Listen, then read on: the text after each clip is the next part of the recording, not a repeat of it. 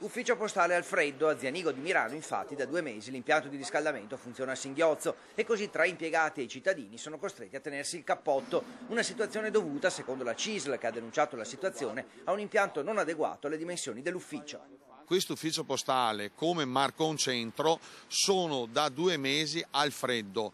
Come RLS abbiamo fatto parecchie segnalazioni perché prima di arrivare all'ultimatum gli abbiamo dato il tempo per intervenire. Qualche volta anche a loro. No, sempre il freddo. Ma anche lei però se entra e resta mezz'ora lì ad aspettare, le tocca stare al freddo? Lo so, purtroppo bisogna domandare ai politici questa roba qua. Mi dispiace per le signorine che sono sempre là ferme, per loro sì.